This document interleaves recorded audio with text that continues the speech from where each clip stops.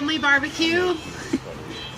And I'm gonna try baked beans for the first time. I'm not excited, but these do look like quality baked beans. We got some meat, some bacon, and some beef, I think, beef in here, so maybe it won't be as miserable.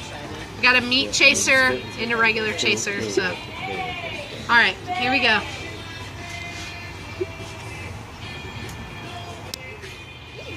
You'll be good. You'll be fine. Alright. You're not gonna die, I promise. 1, 2, 3.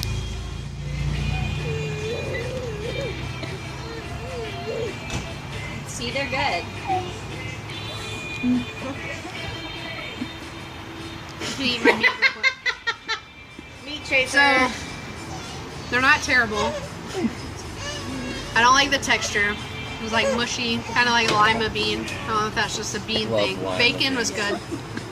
The flavor wasn't terrible, but I would maybe try again. Potentially.